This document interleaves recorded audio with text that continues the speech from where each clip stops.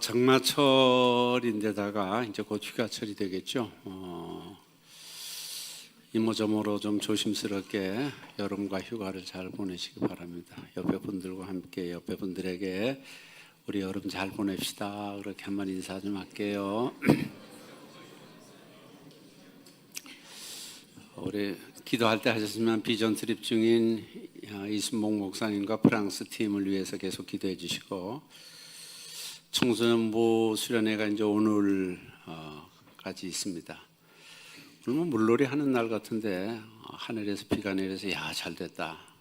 가지 않아도 되겠다. 그냥 자체로 그냥 비만 맞으면 물놀이 되는데 했는데 또 갔네요. 참 청소년부가 그래도 이렇게 계속 여름 겨울 수련회 가지면서 말씀 배우고 공동체가 하나 되는 시간 가지게 되는 것 정말 감사한 것 같아요. 교회마다 가장 딜레마가 청소년부, 즉 중고등부 학생들인 것 같아요. 너무 힘들고 이 세대들은 너무 힘들고 또 너무 없어요. 적기도 하고.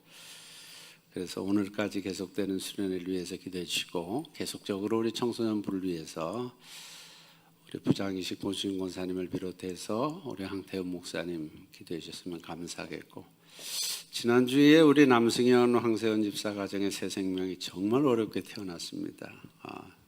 너무 일찍 나왔어요. 얘가 세상에 너무 보고 싶은지 일찍 나오는 바람에 잠시 기계에 들어가 있는데 건강하게 다신교회에 대해서 나와서 건강한 모습으로 우리 교회 나올 수 있도록 그렇게 기도해 주셨으면 좋겠고요. 전화해 보니까 우리 황세원 집사는 건강하더라고요. 목소리가 엄청 크고 건강하고 기쁜데 교회에서 기도해 주시고, 우리 지난주 제가 주보에 간단히 박진용 장로님 추모사처럼 그렇게 제가 느끼고 생각했던 걸 좀 정리했는데요. 새 생명이 태어나기도 하지만 또 하나님 앞에 가시는 고 박진용 장로님의 장례 예식이 있었습니다. 오늘 유가족이 함께 참여하셨는데 저 뒤에 계십니다. 나중에 인사들 좀 나눠주시고 감사한 마음으로 오늘 예배에 같이 오셨습니다. 우리가 기도할 때 기도와 찬양의 책 시편이 굉장히 좋습니다. 그래서 하나님께 기도할 때마다 이런 좋은 시들을 쓰신 참 저자들에 의해서, 물론 다윗이 절반은 썼습니다만은, 그래서 제가 비교적 첫 번째 자료, 이거 두 번째 권별 설교잖아요. 첫 번째 자료를 여러분들에게 미리 나눠드렸고 보셨고, 또 그것을 중심으로 해서 두 번째 자료를 준비하는데 조금 더 정리하면서 가능하면 주제 메시지나 그런 제목 같은 건 바꾸지 않으려고 했는데 이건 좀 바꿨는데요. 한 번만 더 하면 정말 잘할 것 같아요. 이 두 번 가지고는 안 되는 것 같아요. 그래서 세상에서도 몇 번? 3-4번이라 그러잖아요. 근데 제가 3-4번 하기 전에 은퇴를 하게 되기 때문에 두 번만 잘 마무리해도 좋을 것 같은데 아마 누군가가 더 잘 하실 수가 있겠죠. 그래서 우리 오늘 시편 속으로 들어가게 됩니다. 우리 제목은 있는 대로 표지에 있는 것처럼 테헬림, 세페르 테헬림과 보살모이, 헬라에서는 보살모이라고 하는데 기록과 같고요. 기록 연대는 이게 천여 년간에 쓰여진 시를 모아놓은 거예요. 그럼에도 그 안에 있는 통일성이라든가 그 안에 있는 하나님을 찬양하는 찬양과 기도가 너무나 참 좋은 내용이 있는 것을 보게 되면서 역시 성령께서 기록하셨다는 것을 잘 보여주는 시, 모세에서부터 에스라 때까지 계속해서 쓰여진 시들을 거기에 모아둔 것을 볼 수가 있습니다. 그래서 이번 기록자 보면은 다윗이 절반 정도 썼습니다. 150편에서 73편을 쓰게 됐고요. 아삽이 12편, 고라 자손이 10편 쓰고, 나머지는 이제 2편, 3편 쓰고, 나머지 1편씩 쓰고, 50개는 고아시라 그럽니다. 누구도 없이 출생한 시예요. 누가 부모인지 누가 썼는지도 없는 시가 50여 개 됩니다. 대상은 하나님의 지혜로 살아갈 하나님의 모든 백성들 전체에게 주시는 메시지이겠죠. 주제는 우리의 기도와 찬양과 예배에 항상 위로와 힘을 준다는 겁니다. 그래서 우리가 기도할 때, 찬양할 때, 예배할 때 그렇게 힘을 주는 찬양인데, 핵심어는 하나님을 향한 인간의 목소리, 악보 없는 찬송가라고도 하고요. 기도도 말하고 다윗이 절반 썼기 때문에 다윗의 시편이라고도 말하고 찬양시, 탄식시, 감사시, 지혜시 이런 다양한 종류의 시들이 거기 기록이 되어 있습니다. 주요 인물은 다윗과 아삽과 고라 자손이 많은 시를 썼기 때문에 거기 그렇게 되어 있고 기록 목적은 같이 한번 읽겠습니다. 첫 번째 시작. 하나님의 백성으로 하나님을 찬양하게 하고 특히 율법하에서 태어나 온전한 인간이 되신 예수 그리스도의 경험을 같이 경험하게 하는 것. 두 번째, 하나님께서 언약 자손에게 신실하신 여호와 하나님을 계시해서 경외하게 하려. 그렇습니다. 이 모든 성경의 주제는 예수 그리스도로 꿰뚫기 때문에 시편도 역시 마찬가지라는 겁니다. 현대인의 성경 요약도 같이 읽습니다. 다윗을 비롯한 많은 믿음의 사람들이 여호와 하나님을 찬양한다. 그들은 기쁘거나 슬프거나 두렵거나 평안하거나 행복하거나 환난을 당하거나 그 어떤 상황에서도 하나님 찬양받으실 분임을 믿고 그를 찬양했다. 하나님은 만물을 창조하시고 세상을 섭리하시며 말씀으로 그들의 삶을 의미 있게 하시고 그들을 존재의 근원이 되시기 때문에 그들은 믿음과 정성을 다해 사적으로 공적으로 또는 모든 악기를 동원해서 찬양하였다. 그들의 찬양은 때로는 기도로 때로는 하나님과의 달콤한 대화로 이어져 갔다. 이 많은 찬양의 말들 속에는 희망의 원천이 그리스도가 나타나 있다. 그리고 한마디는 제가 지난 것과 좀 바꿨습니다. 지난번은 혹시 기억하시나요? 1차 때 시편 여호와는 나의 목자시라 시편 23편 1절 그때 그게 감동이 됐는데 이번엔 그래도 시편 전체를 꿰뚫는 거는 찬양인 것 같아요. 그래서 여호와를 찬양하라 이렇게 좀 바꿨습니다. 뭐 둘 다 좋은데 주로 시편의 많은 부분이 찬양이기 때문에 그것을 그렇게 바꿨고 분류를 보면요 5권으로 분류되어 있습니다. 그래서 1권은 41편까지 탄식과 창조주 하나님 찬양에 대한 것, 2권은 72편까지 고라 다윗 자손의 시고 하나님을 갈망하는 것, 3권은 17편인데 89편까지 아삽의 시들로 기록이 되어 있고요. 하나님을 기억하며 탄식, 신뢰하는 시, 탄식하다 또 신뢰로 바뀌는 시입니다. 시편 4권은 17편 정도 되는데요.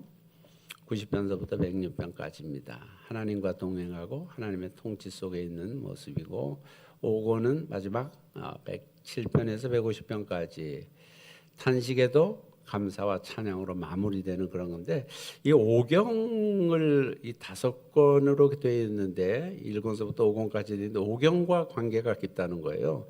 창세기, 출애굽기, 레위기, 민수기, 신명기와 이 시편이 이 하나님의 말씀이 너무나 오묘하게 구성이 된 거예요. 그래서 5경이 중심이 돼서 이렇게 5권으로 그렇게 분류가 되어 있다. 또 주제는 하나님을 신뢰, 공동체를 위한 간구, 소망, 하나님의 통치를 구하는 것, 하나님을 향한 송영 이렇게 되어 있고 각 권의 끝이 끝나면 찬양, 또 아멘, 송축할지어다로 끝나는 찬양으로 그래서 하나님께 바치는 거대한 찬양시가 바로 이 시편이라는 거예요. 주제도 보면 서론본론 결론으로 또 이렇게 구별이 되는데요. 1, 2편은 서론입니다. 율법을 읽고 우리 잘 알잖아요. 복 있는 사람은 악인의 꾀를 따르지 아니하며 하는 여호와의 율법을 즐거워하며 그 율법을 주야로 묵상하는 자로다 하는 그 1편에 있는 그런 내용이 이제 서론격이에요. 2편까지 하나님의 말씀과 그리스도의 통치. 그다음에 이제 본론은 중간 부분입니다. 3편부터 145편까지 탄식을 넘어 찬양으로 탄식시가 찬양시로 바뀌는 장면이 그 부분이고요. 결론은 이제 할렐루야 시편이라고 하는데 찬양을 위한 책임을 보여주고 하나님을 예배하며 찬양하는 내용입니다. 처음에는 이제 다윗 왕국에 대한 기대가 있었습니다. 그러나 인간이 다스리는 나라는 온전하지도 못하고 제한되고 한계가 있습니다. 그래서 실망됐는데 후반부에 가서 다윗 왕국을 대신할 하나님의 통치와 그리스도의 모형을 보여주게 되는 겁니다. 배경의 무대는 이스라엘 전역이고요. 또 조금 몇 편들은 이제 바벨론에서 있었던 내용도 있고 애굽에 있었던 시편의 내용도 조금 있습니다만은 대부분이 이스라엘과 팔레스타인 중심으로 있었던 내용이 이제 이 시편의 배경이 됩니다. 주요 신학, 우리 같이 읽겠습니다. 시작. 구약의 모든 신학을 포함하고 있다. 두드러진 것은 우주의 주인이신 하나님이 그분의 백성을 통치하실 것이라는 믿음이다. 또한 의인과 악인의 대조를 통하여 하나님이 반드시 죄인을 멸하시고 의인을 돌보신다는 믿음을 강조하고 있다. 더불어 인간의 하나님에 대한 찬양을 끊임없이 강조한다. 그 다음에 장르는 5가지입니다. 탄원시, 찬양시, 감사시, 율법시, 신뢰시, 제왕시 6가지로 구별이 되어 있고요. 각 내용 보시면 되겠고, 지난주에도 비슷한 독표를 드렸었는데 구약에서의 시편과 시가서가 차지하는 위치입니다. 오경과 역사서가 하나님의 액션, 즉 행동이고, 말씀이라면 예언서는 전부 하나님의 말씀입니다. 그때 하나님이 일하시는 모습이 보이지 않아요.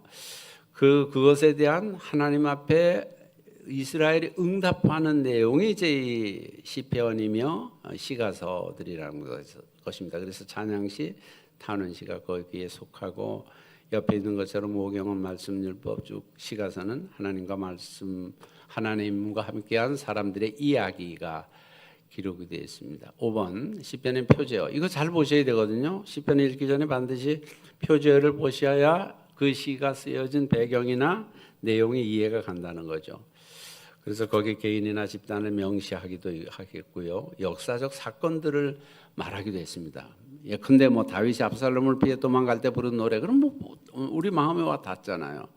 그 다음에 음악 반주나 시기 때문에 또 노래로 이렇게 바뀌잖아요. 그래서 지휘자를 따라 현악에 맞춰 부른 노래, 거기에 믹담, 마스길, 셀라 이런 것들이 전부 음악적인 그런 기호들과 관계되고, 옆부분에 있는 내용은 찬양시, 탄식시.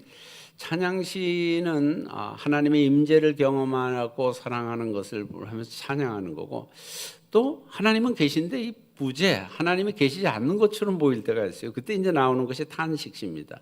하나님 어디 계셔요? 하나님 뭐 하시는 거예요? 그러면서 찬양시와 탄식시가 그런 차이가 있고요. 특징을 보면 여러분 아마 노란 게 그게 잘 안 보일 거예요. 같은 말을 반복하는 평행법이 많이 나오고, 또 감정에 호소하는 음악시가 많이 나옵니다. 또 어휘는 목적성을 가진 비유적 표현도 많이 나온다는 겁니다. 그리고 소규모 시편 모음집은 다윗과 아삽과 주제별로 모은 모음집이 있고요.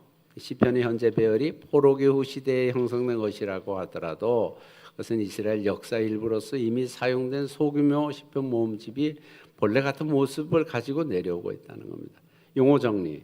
여러분들 시편을 보시면 참고하시면 될 것 같아요. 인도자를 따라 부르는 노래, 8째 줄에 맞추어, 또 관악에 맞춘, 히가yon, 여두둔 형식이다, 마스길, 알레삼, 소산님, 셀라 이런 것들이 용어를 우리가 좀 알아요. 이건 주로 악기나 음악 용어들, 그런 용어들에서 있는 우리가 좀 이해하기 어렵지만 그런 거예요. 그래서 옆에 보면 다윗의 시편에는 목자, 음악가, 용사, 왕으로서의 폭넓은 경험이 거기 잘 녹아 있다. 다윗이 73편의 시편을 썼는데 다윗이 언제 이 시를 썼을 것인가 참고하시면서 시편을 읽어가시다가 이게 언제 쓴 거야? 왕이 되기 전에 쓴 거야? 왕정 초기야? 범죄 후야? 망명 중이야? 왕정 말이야? 그런 것. 또 연대를 잘 모르는 부분도 있고요. 그 다음에 탄원시의 구성입니다. 탄원시가 13편이나 있는데 처음에는 하나님께 대한 부름입니다. 하나님 이렇게 찾아요. 그러다가 이제 컴플레인 하는 거예요. 불평하는 거예요. 저 죽을 것 같아요. 너무 힘들어요. 여러분도 기도하시다 그럴 때 있잖아요. 너무 힘들거든요, 하나님. 그러다가 거기에서 끝나지 않아요. 거기서 이제 실망하고 하나님 힘들다가 불평하다 끝나면은 망하지만 그러지 않고 이제 도움을 요청하죠. 제발 저 좀 살려주세요. 그러면서 하나님에 대한 신뢰를 갖습니다. 그렇게 해주실 거 맞죠? 이러면서 그 다음에 하나님이 해주신 일에 대해서 감사하며 찬양을 맹세하는 것으로 되었습니다. 저자는 여러분들이 참고하세요. 아사부터 고라, 헤만, 에단, 다윗, 모세, 솔로몬은 아니까 우리가 잘 익숙지 않은 사람들의 각각 어떤 사람들이었던가를 거기 기록을 해놓은 거고요. 12번 시편에 나타난 예수 그리스도, 역시 뭐 모든 성경의 주제를 꿰뚫는 것은 예수 그리스도이기 때문에 왕이신 예수님, 종이신 예수님, 인자이신 예수님, 하나님의 아들이신 예수님, 이런 부분들이 시편에도 동일하게 이렇게 나타나 있다는 거예요. 다윗은 뭐 여러분들이 너무 잘 아시잖아요. 왕이지만 그의 인생은 시와 노래로 찬양하는 자였다. 그리고 어떤 데 보니까 국민 가수였다고 나오더라고요. 사무엘 하에 있는 말씀을 보고 또 탁월한 세션, 악기 연주자라는 겁니다. 악기 연주자, 그런 연주자였을 것이다 이렇게 말하고요. 시편과 하나님 나라, 하나님의 창조의 아름다움을 표현하고요. 인간의 죄로 인한 파괴, 창조를 회복하시는 하나님. 그래서 하나님의 통치가 사라진 것 같은 현실에서 하나님의 통치를 구하는 그런 간청이 들어있다. 예수님은 자신에 대해서 시편이 자신에 대해서 말씀하신다는 것을 자신이 말씀하셨어요. 나에 대해서 말하는 것이다. 그것이 마태복음과 히브리서에 그렇게 나와 있다는 거예요. 그러니까 모든 성경이 예수님에 대해서 말하듯이 말입니다. 시편의 각 시대는 어떤 시대인가? 8개 시대로 좀 분류해 놨는데 각 시대에 쓰여진 시편들이 있더라는 거고, 그다음에 이제 119편은 뭐 제가 너무나 강조해서 여러분 잘 아시잖아요. 성경에서 가장 긴 장 몇 장? 시편 110. 가장 짧은 장 시편 117편. 딱 2절이에요. 바로 전전에 나오는데 너희 모든 나라들아 여호와를 찬양하며 너희 모든 백성들아 그를 찬송할지어다. 우리에게 행하신 여호와의 인자하심이 크시고 여호와의 진실하심이 영원하미로다. 이렇게 나오는 게 117편 전부입니다.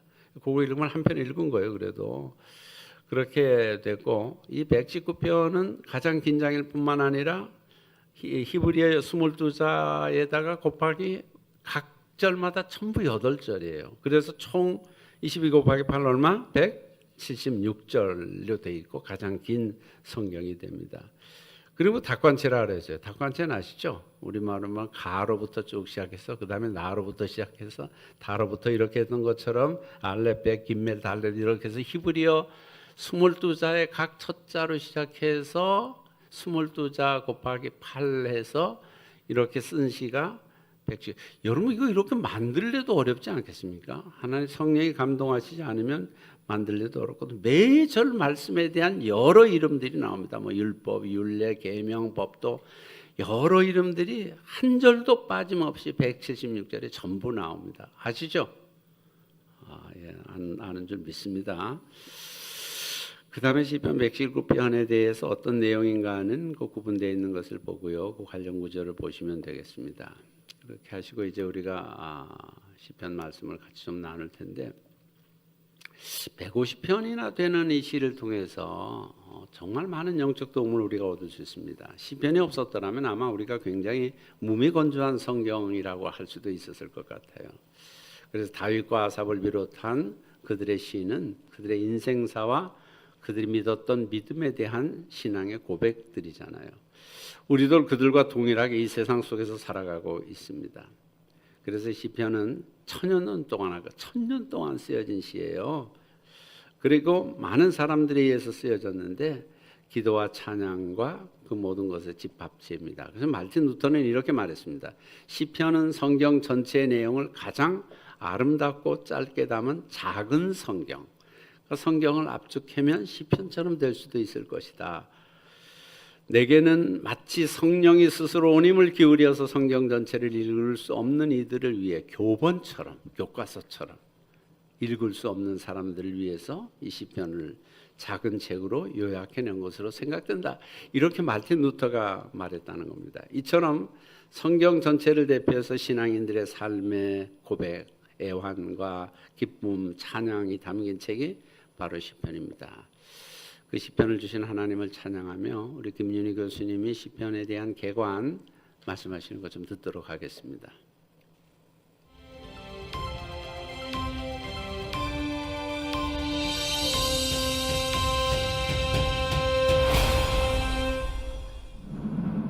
안녕하세요. 이번에는 시편에 대해 살펴보겠습니다. 구약의 다른 책들은 인간을 향한 하나님의 말씀이지만 시편은 하나님을 향한 인간의 목소리라고 알려져 있습니다. 그러나 시편의 중심에는 여전히 하나님이 계십니다. 그러기에 시편 전체의 장르가 시이면서 악보 없는 찬송가라고 하기도 하고 기도라고도 불리며 유대교와 기독교의 예배와 찬양의 독보적인 책으로 자리 잡아왔습니다.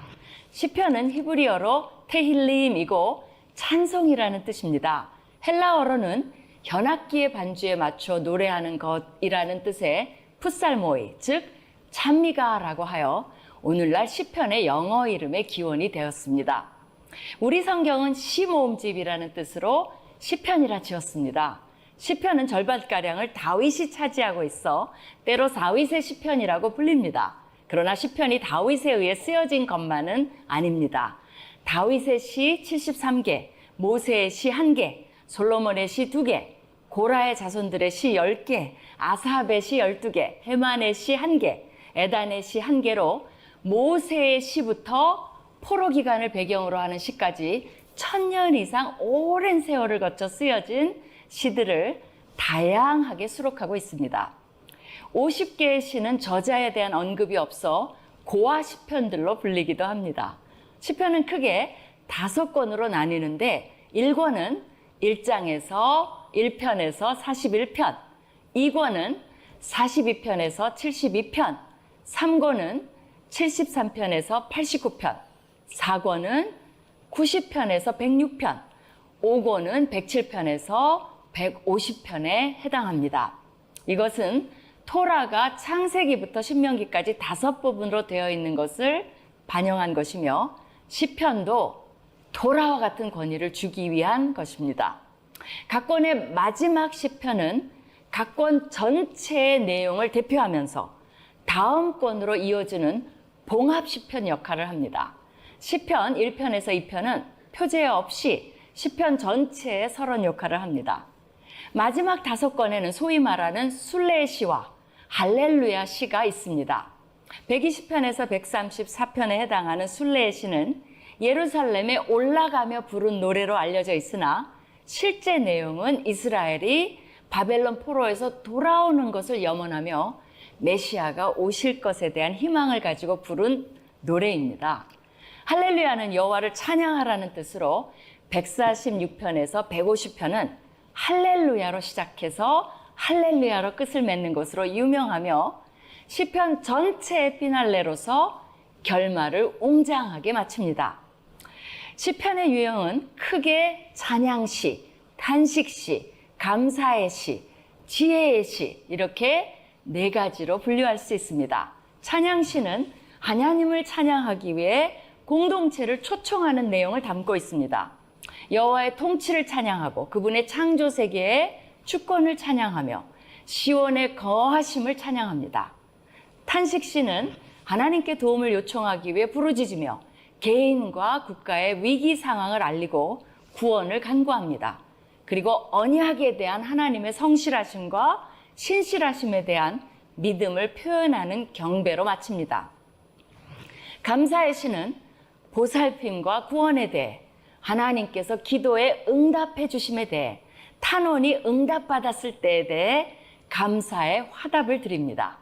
지혜의 시는 지혜문학적 관심들, 즉 악인의 번영과 같은 이슈에 대해 고민하고 삶의 성공을 추구하고 의로운 자와 악한 자가 대비되는 등의 문제로 씨름하는 교육적 의도를 가지고 있는 시들입니다. 많은 시편들이 표제어를 가지고 있습니다.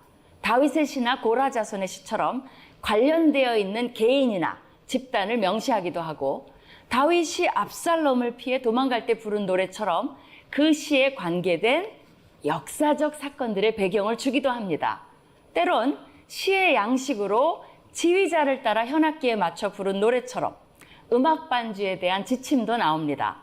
그러나 어떤 전문 용어들은 오늘날 그 뜻을 정확히 알기 어렵습니다. 믹담은 속죄의 의미일 가능성이 있고 마스길은 교훈을 위하여라는 의미로 추측할 수 있습니다. 또한 시의 중간중간에 나오는 셀라라는 단어는 시편에서 71번이나 사용되는데 그 의미에 대해 아직까지도 논란이 많습니다. 항상, 영원히 또는 고양시키다라는 뜻으로 보기도 하고 소리를 크게 하라는 악상기어로 보기도 하고 찬미를 위해 엎드리라는 예배의 지시로 보기도 합니다. 하지만 주로 음악에서의 일시멈춤이라는 의미로 보고 막간을 이용하여 현악기를 간주하거나 묵상을 위한 멈춤의 시간으로 보는 것이 지배적인 의견입니다. 시편에는 구약의 모든 신학적 생각들이 직결되어 있다고 해도 과언이 아닙니다. 특히 메시아가 오셔서 통치하실 것이라는 기대로 가득 차 있는 책이기도 합니다. 그러기에 메시아의 오심에 대한 그림자라고도 할 수 있는 다윗이 부각되어 있는 것입니다. 시편은 장례식에서도 어울리고 결혼식에서도 어울리며 슬플 때, 기쁠 때, 억울할 때, 감사할 때, 도움이 필요할 때, 두려울 때 등 상황에 관계없이 우리의 기도와 찬양과 예배에 항상 위로와 힘을 주는 책으로 영원히 남을 것입니다. 구약을 어디서부터 읽어야 할지 모르는 분은 시편부터 시작하시기를 권합니다. 몇 가지 메시지만 좀 나눌 텐데요. 따라합시다. 시편으로 찬양하라. 시편은 전부 찬양이 많다고 아까 그랬죠. 우리가 하나님을 기쁘시게 해드릴 수 있는 최상의 도구가 뭐겠어요? 찬양 아닙니까?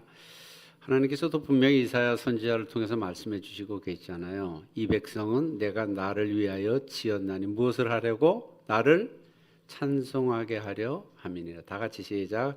이 백성은 내가 나를 위하여 지었나니 나를 찬송하게 우리 찬송하게 하려고 지으신 것이 우리의 목적이라 그랬잖아요.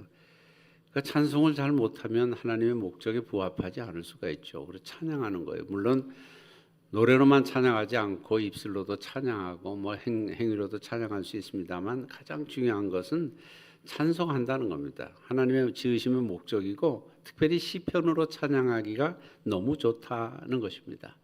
그래서 우리 오전 일부 예배도 보면 바로 예배 시작하자마자 시편 찬양 노래를 많이 하더라고요.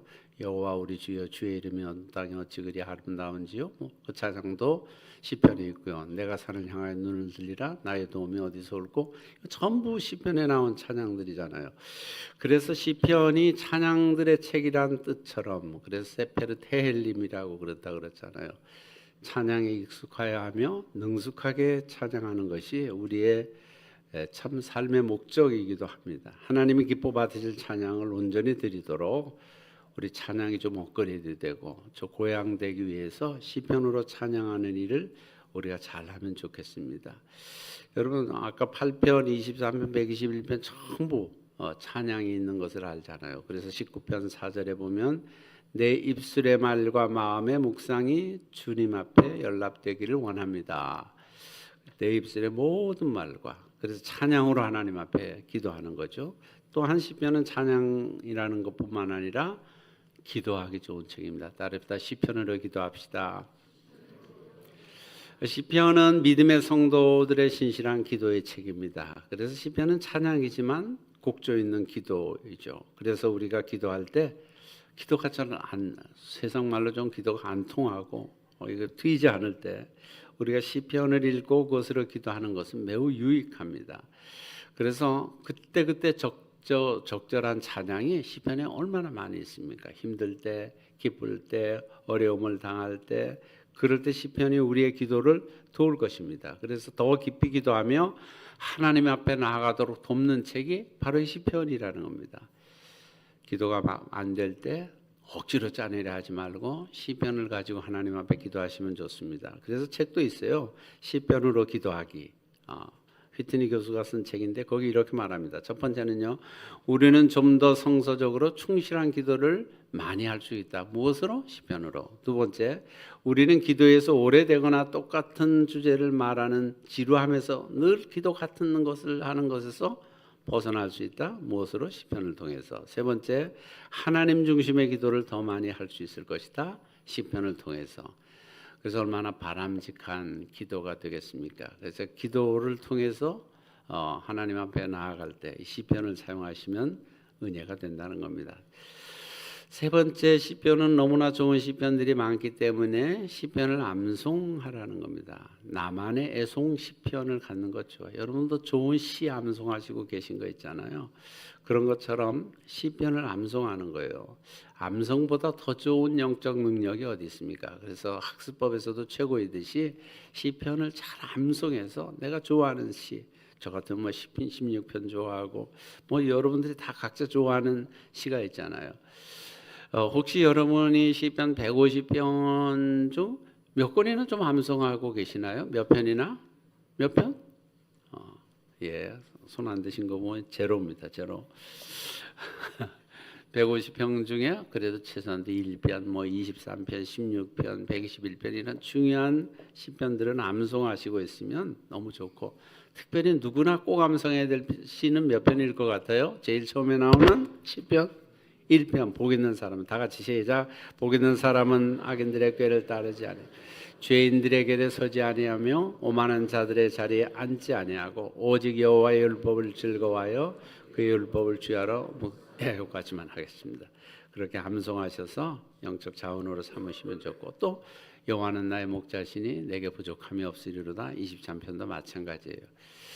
암송하고 계시다면 복 있는 사람이 되고 주님의 말씀을 주야로 묵상하는 사람이 될 수 있을 것입니다.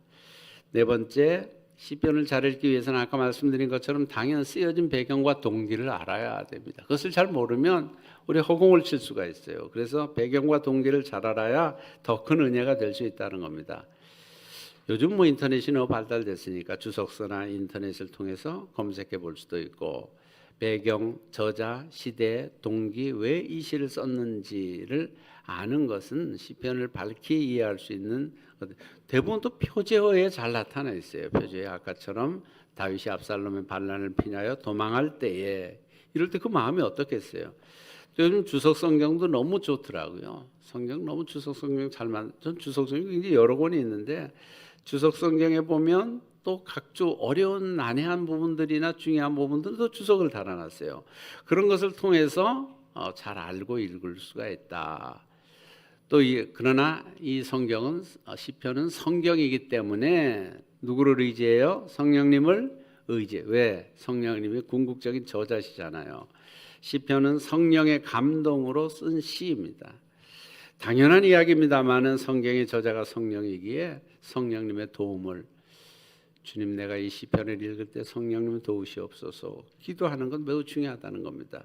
우리 잘 알잖아요. 디모데후서 3장 10절, 모든 성경은 무엇으로 됐어요? 하나님의 감동으로 된 것으로.